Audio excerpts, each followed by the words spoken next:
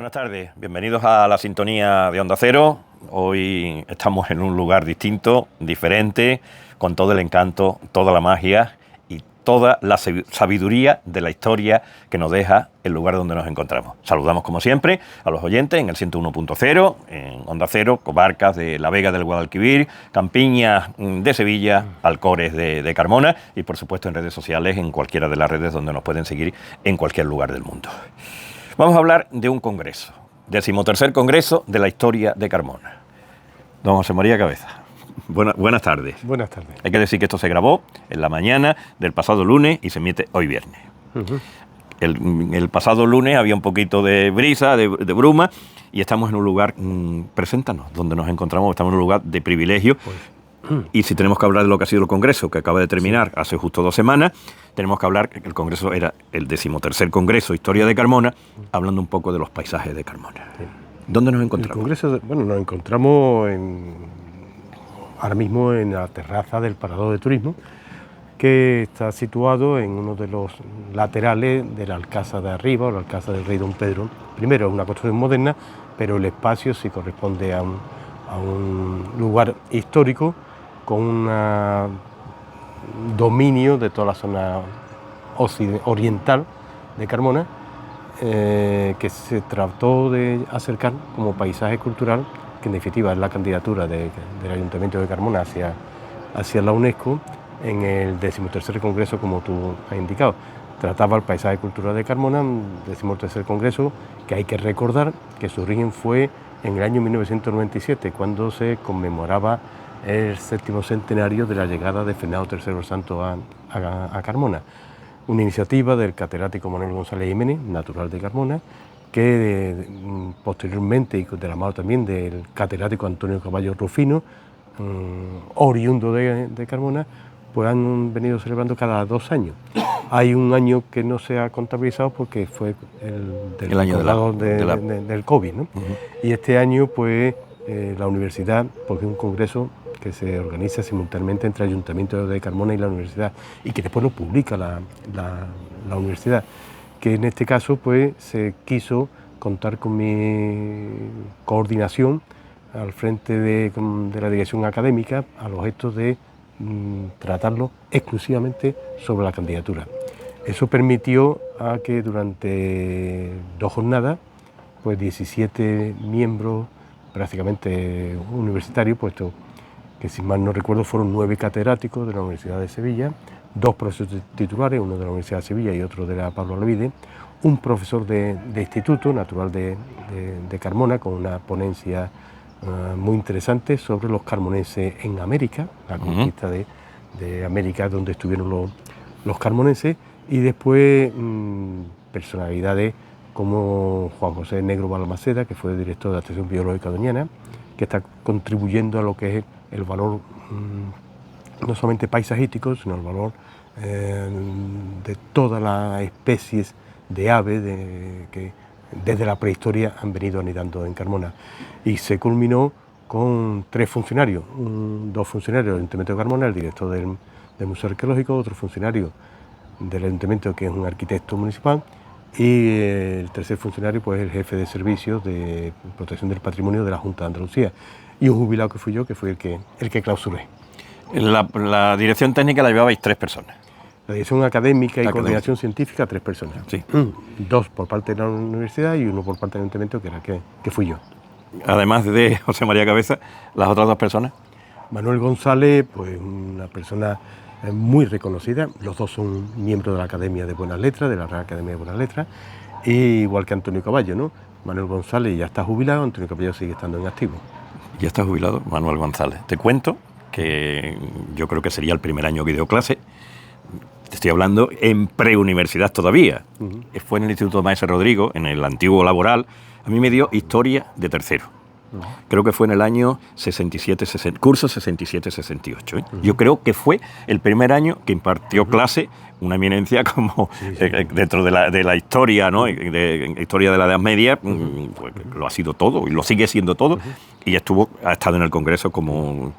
yo estuve en la jornada de clausura, estuve en las dos últimas conferencias, estaba allí y no le pude saludar porque entre unas cosas y otras nos fuimos pronto y no pude estar con él. Bueno, vamos a contar un poco. Él planteó su ponencia muy curiosa, cómo el viso sale del término municipal de Carmona. ¿Ah, sí? Porque el viso del Alcor forma parte de Carmona. Aún así, Carmona es uno de los mayores términos municipales. Creo que es el 13, ¿no? No sé el orden, pero uno de los mayores. Sí, a mí me dijo un día Juan Ávila que es el 13 de España. Son casi 1000 kilómetros cuadrados. Sí. Bueno, pues formaba parte también el viso hasta 1 1440. millón de hectáreas. Hasta 1440, que ya el viso se desgranó del término municipal de Entonces con el viso hubiese sido... Pues sería posiblemente el mayor, ¿no? El mayor, posiblemente. De los primeros 5 mayores, ¿no? Sí. Contamos un poco dónde nos encontramos. El paisaje es fundamental, ¿no? Y ha sido fundamental de cara a la candidatura, porque el paisaje de Carmona, yo te vuelvo a repetir que estuve en las dos últimas conferencias, y ahí se habló mucho también de cómo se habló primero cómo se consiguió el nivel que hoy tiene ya de ser precandidata o tener ya una serie de ventajas de cara pues a lo que va a ser la candidatura en un futuro, y estuve en la tuya, ¿no? Y se habló ahí mucho también pues de lo que es el paisaje, que es fundamental, ¿no? Sí, el ayuntamiento no ha querido posicionar la candidatura primero a la Junta de Andalucía, que fue el primer paso, para después pasar al Ministerio de Cultura y después al Consejo Histórico Español. No lo quiso plantear como ciudad patrimonial, lo podía haber hecho, pero creemos que Carmona reúne otros valores que la hacen tal vez más exclusiva, ¿no? No solamente la autenticidad de Carmona en los 5000 años de historia que se puede apreciar, la misma necrópolis romana o la misma cueva de la Batida, o bien en la misma Alcázar de la Puerta de Villa, que ya en otra ocasión estuvimos planteándolo, sino en todas las variables que ha habido en la historia de carácter patrimonial. Pero es que Carmona reúne otros requisitos.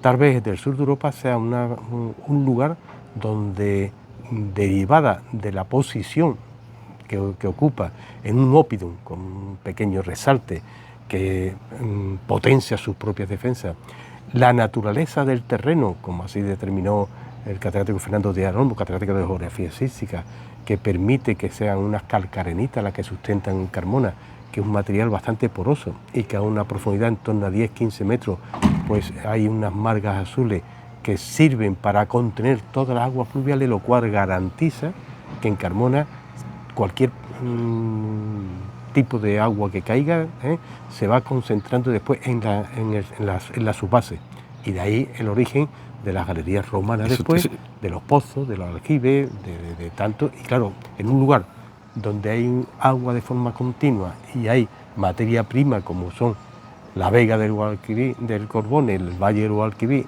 y los propios Alcores, pues garantizan la asistencia. Hablabas de una piedra porosa, que es única. La calcarenita, es lo que aquí conocemos como los Alcores. Los Alcores, que es una roca sedimentaria y de la cual sale el popular albero. El albero de la maestranza Plaza de Toros surge de la zona de los Alcores, que comienza en Carmona y termina en Alcalá de Guadaira. ¿Eso es único también en el mundo? Posiblemente no, calcarenita hay mucho más, pero de esta tonalidad y de esta uniformidad tal vez quizás sí, pero no estamos seguros.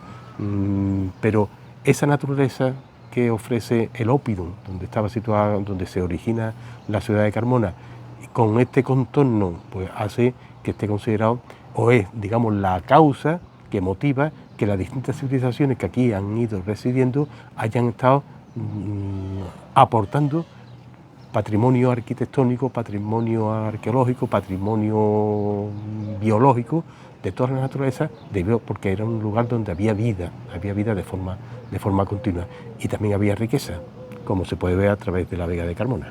Explicamos un poco a nuestros oyentes lo que se puede ver. Yo no sé, las cuevas de la Batida están un poco escondidas, están aquí.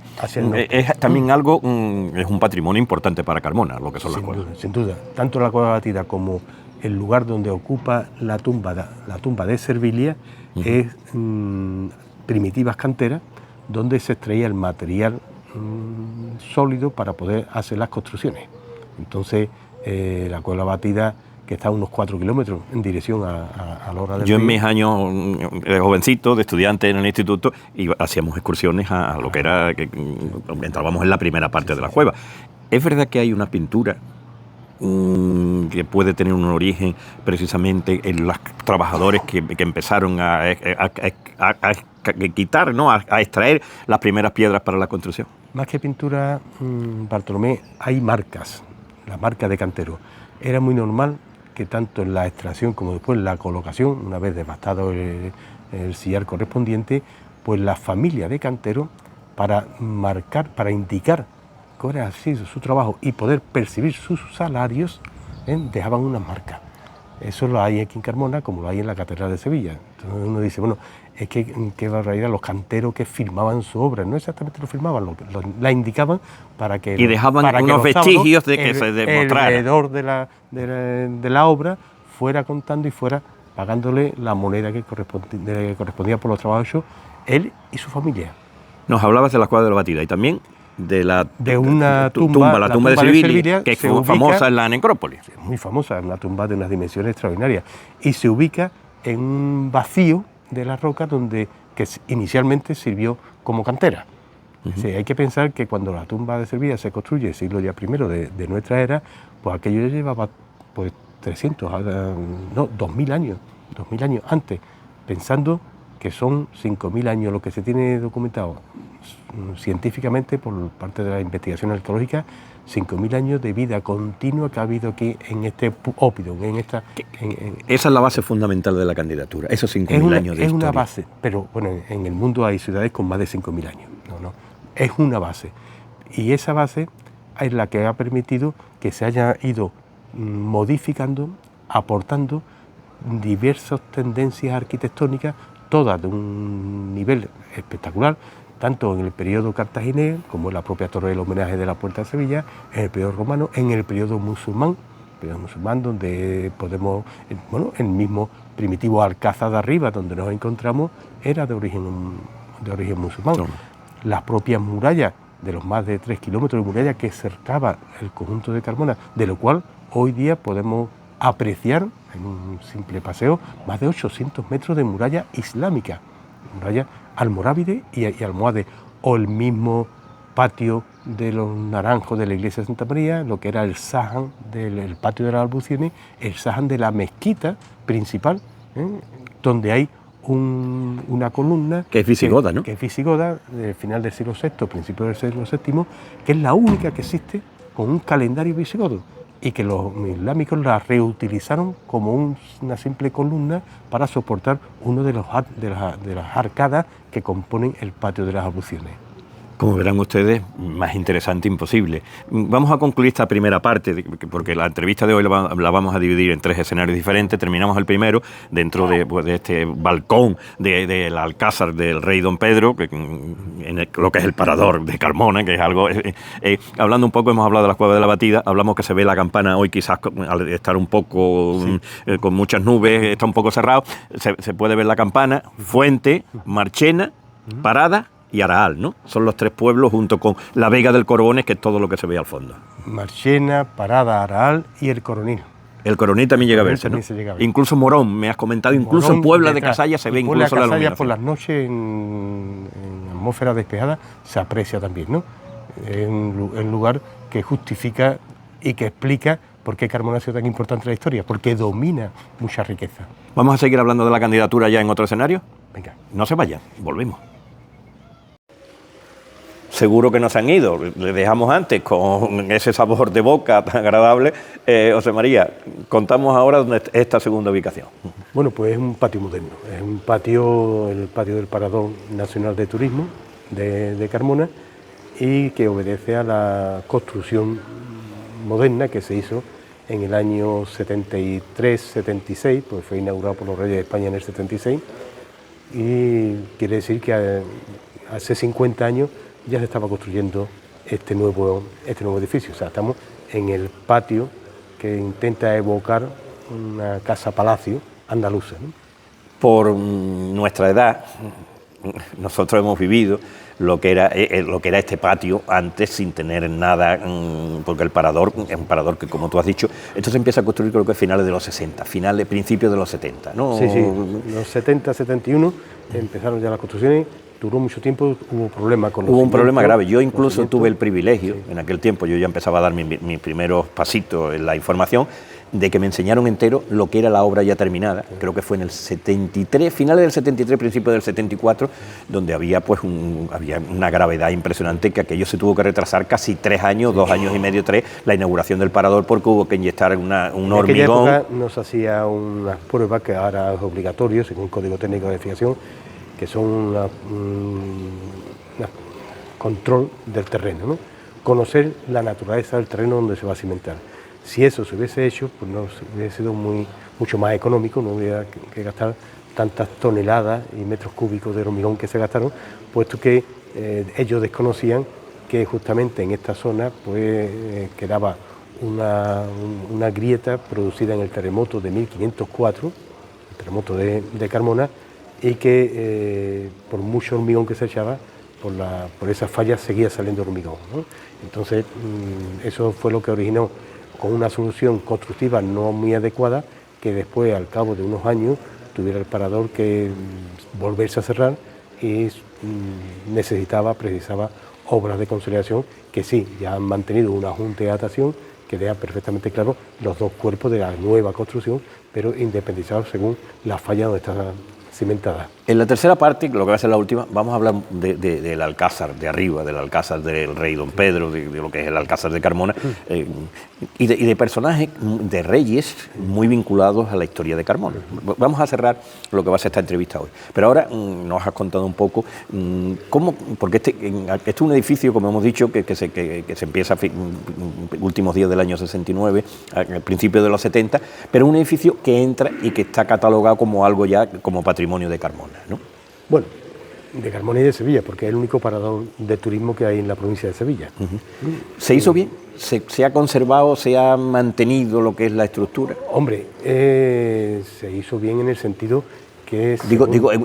Históricamente, No, históricamente no tiene nada que ver con lo que hubo. O sea, hubo un absoluto, no voy a decir desprecio, pero sí no se quiso someter a las líneas que marcaban el Alcázar de arriba o el posterior Alcázar de Don Pedro. Estaban desalineados en el borde meridional, pero bueno, lo más importante que para la Red Nacional de Paradores de Turismo es, según publican ellos, el que tiene mayor nivel de presencia de turistas, ¿no? Sí. Por tanto, es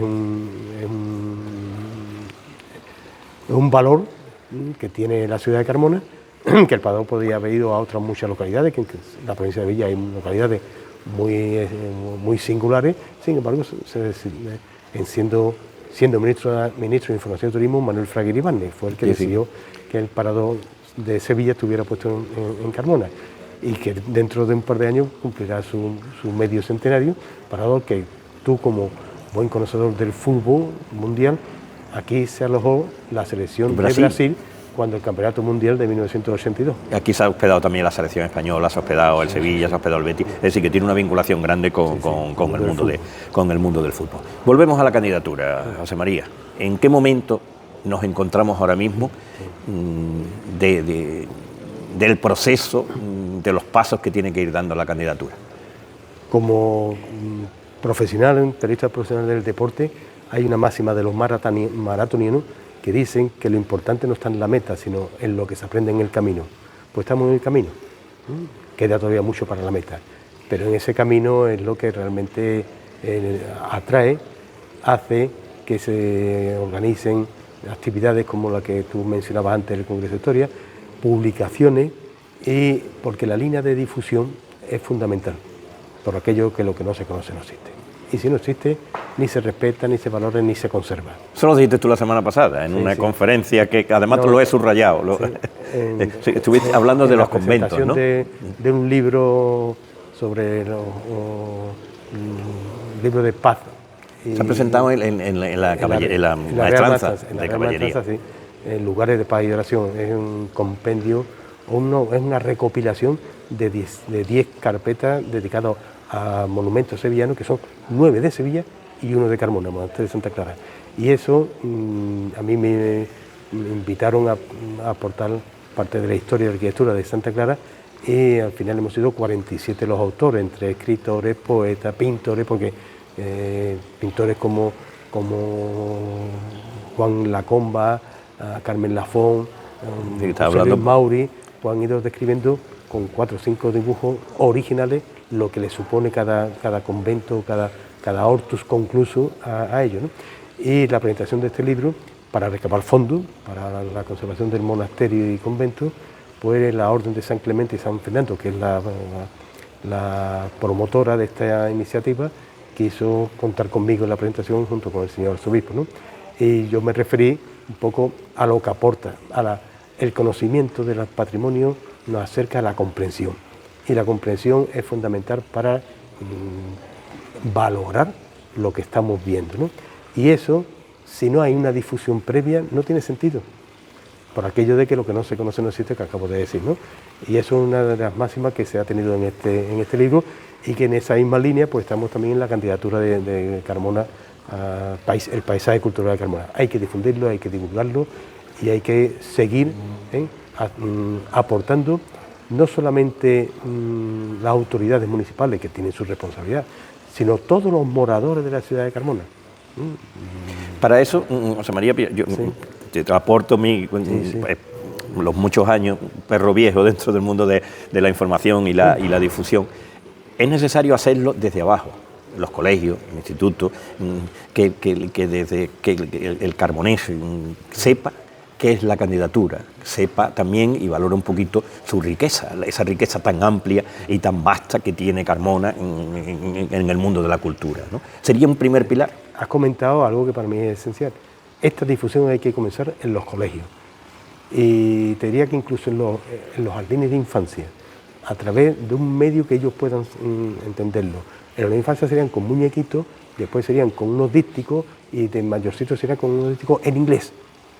Es decir, que el conocimiento de Carmona tiene que empezar en los colegios, en la infancia, puesto yo estoy convencido, yo no voy a conocer Carmona cuando se declare por la UNESCO. Ni yo tampoco, lógicamente, por nuestra edad. Tenemos ya unos años, y esto, por ejemplo, la Rúa Sacra, de la Ribera Sacra de Galicia, pues está en la lista indicativa, donde ya está Carmona desde el año 97, o sea que lleva 27 años en lista indicativa.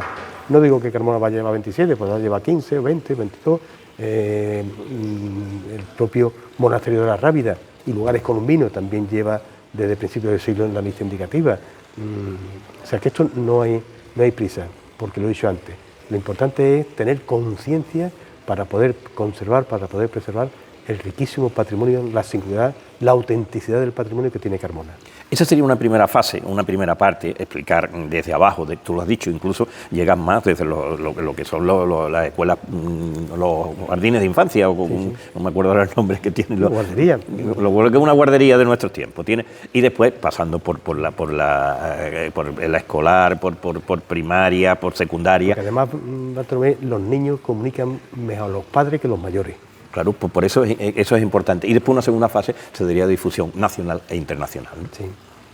Porque quien tiene que decidir después esto son de fuera. Sí, el Comité Mundial de la UNESCO son de fuera. Y no solamente eso, sino los evaluadores de la UNESCO que vengan a Carmona no pueden ser españoles. No puede haber ningún no español. Puede haber español. Es decir, que una norma que tiene la UNESCO, cuando decide recabar un informe de profesionales del patrimonio, manda a evaluadores, generalmente son del ICOM, del International Council on Monument Sites, y puede ser peruano, puede ser australiano, puede ser húngaro, de cualquier lugar del mundo, menos de España. Entonces hay que difundir también fuera de nuestras fronteras un poco por lo que es la candidatura de cara también a que estamos hablando, si tú decías, pues estamos hablando a lo mejor dentro de 20, 30 o incluso 40 años, no se sabe nunca, porque eso va a llevar un tiempo y eso es lógico. En los últimos tiempos se ha avanzado, y ya me parece que hablamos justo en el momento en que se había aprobado, ¿no? ¿Cuál es la situación actual de la candidatura? Ahora mismo Carmona, la candidatura está dentro de la lista indicativa española, que es el paso previo. La lista indicativa es como cada estado elabora como una selección de bienes que ellos consideran que pueden ser patrimonio mundial y que lo trasladarán a París en función a las necesidades, conveniencia o no conveniencia de cada momento, porque cada estado no puede presentar más que un bien al año. Hay estados que a veces, pues si ve que la UNESCO está valorando más pues el patrimonio arqueológico submarino, y si el país no tiene ningún elemento así, pues no se presenta nada, porque piensa que la UNESCO tiene ahora mismo 1.199 bienes del patrimonio mundial. 1.199. El país con más patrimonio mundial es Italia con 58, después va China con 57, después va Alemania con 52, Francia con 51 y España con 50. Ya más atrás viene la India con 44 y México con 35 o 37. Es decir, que estamos en la cabecera, lo cual, ¿qué sirve? Pues son inconvenientes, porque si Carmona, en vez de estar aquí, estuviera en Tanzania, sería mucho más fácil ser patrimonio mundial, porque el Comité Mundial... No hay tanta... Claro, hay en un momento que se disputan entre... Claro, es lógico, las candidaturas. Y después, otro inconveniente, por el mal inconveniente de Carmona, es que está ubicada en una región que junto con Castilla y León, la Toscana y la Lombardia italiana, es donde más patrimonio mundial existe concentrado. En Andalucía tenemos 9 patrimonios mundiales, desde la mezquita, la Alhambra, la catedral, Úbeda, la Baeza, casa, ¿no? Úbeda, Baeza, el parque de Doñana. Entonces, es inconveniente, pero no nos importa. Mientras tanto está sonando, que es lo que tú has dicho antes, que siempre es lo importante. Te he dicho del maratón y te lo digo también en una frase que viene recogida en el Quijote, que más o menos venía así. Al parecer, en una de sus muchos trayectos, Sancho Panza le dice a Don Quijote: Señor, queda mucho para llegar a la posada. Evidentemente ya estaba agotado, ¿no? Y Don Quijote le contesta: no te quejes, Sancho, que cuando lleguemos a la posada ya no hay esperanza. Ahí queda. Por eso compramos loterías, por eso jugamos, tenemos siempre... Esa es la ilusión que hay que mantener en la vida. Cerramos esta segunda parte, José María, y vamos a abrir la tercera, que va a ser el cierre de esta entrevista en la puerta del parador de Carmona o parador de Don Pedro I, que es como se llama. Entramos ya en lo que va a ser la última parte, José María. Estamos en el Alcázar de Arriba o Alcázar del Rey Don Pedro. ¿Qué significa esto en Carmona? Pues primero, junto con el Alcázar de la Puerta de Sevilla y el Alcázar de la Reina, que estaba en la Puerta de Córdoba, muestra que Carmona tuvo una trascendencia en el sentido regio que hizo que alcanzara 3 alcázares, mientras que, por ejemplo, Sevilla más que tiene uno. De esos 3 alcázares, uno se perdió, el de la Puerta de Córdoba, el Alcázar de la Reina, pero se mantienen todos, el de la Puerta de Sevilla y este, que es el Alcázar de Don Pedro, que es donde está situado el parador de turismo que ya hemos comentado, que si bien previo a Don Pedro aquí hubo un alcázar islámico, alcázar que cuando Fernando III conquista Carmona en 21 de septiembre de 1247, él toma también esta fortaleza. Posteriormente fue transformado, fue ampliado en el periodo de Pedro I, que para Carmona para él fue también muy determinante, ¿no? Hay que hablar de 4 o 5 reyes, hablamos de Fernando III. Fernando III lo hemos comentado, que es el que conquista Carmona en 1247. Pedro I es el que reconstruye y amplía el alcázar islámico o el alcázar de Arriba. Hay que hablar también de Alfonso, que aunque no tuvo una... Alfonso X fue determinante, no es que estuviera físicamente aquí, pero sí fue el que traza a través de sus partidas, ¿no?, toda la ordenación territorial de Carmona, todo el orden municipal obedece de la parte de Pedro I. Y también quiero recordar que en este alcázar pernoctó Carlos I de España, quinto de Alemania, primero de Alemania, quinto de España, cuando después de casarse con su prima en el Alcázar de Sevilla, el 21 de marzo de 1526, y antes de trasladarse a Granada, él viene a Carmona y pernocta aquí en el Alcázar de Arriba. ¿Los Reyes Católicos? Los Reyes Católicos aquí tienen una aportación importante con una construcción que se llama el cubete. Y el cubete, Bartolomé, es como una maqueta de la construcción artillera. Realmente el Palacio del Rosellón español, que existe actualmente, toma como referencia el cubete aquí de Carmona. Digamos, el cubete fue el modelo. Terminamos esta parte muy rápido porque tenemos que terminar lo que es en la puerta. En la construcción, ¿cómo es la construcción? Bueno, aquí explícanos y ahora después con imágenes, lo que Fernando va a realizar después lo vamos a ir viendo. Rápidamente, explicamos el lienzo de esta muralla. Que las casas hablen, las construcciones se manifiestan dependiendo de las épocas. Aquí, cuando estamos viendo este foso, que lo que sirve es para ampliar la defensa de esta fortaleza, pues se ve que los muros no están cimentados, están descansando ligeramente sobre la superficie de la piedra. Y no ha sido preciso ningún tipo de zaja, simplemente un apoyo. Nos vamos a la puerta. José María, cerramos esta entrevista, el reportaje, como en la puerta del Alcázar de Carmona. Sí, la puerta del Alcázar de arriba, o el Alcázar de Pedro I, donde el interior está el parado de turismo, donde hemos empezado, ¿no? Y es un testimonio más, de lo mucho que tiene Carmona, de la construcción islámica, ¿no? Tanto en sus materiales... Porque estamos en la puerta y nos vas a explicar la defensa. En su geometría. No, las puertas del Alcázar, para potenciar su defensa, siempre ahí se entra en recodo, en ángulo recto. No había una puerta, un acceso lineal, para evitar, si a alguien se le ocurriera, atravesar primero el rastrillo. Que estaba aquí, que es justo, estas son las guías. Las guías, después forzar la puerta, y si venían a lo mejor con unos palitroques enormes y empujando, se encontraba con otro muro que lo tenemos atrás. O sea, y que tiene también la defensa. Desde arriba los propios soldados de la fortaleza le tirarían las piedras, tirarían el aceite hirviendo, lo que tuvieran a mano.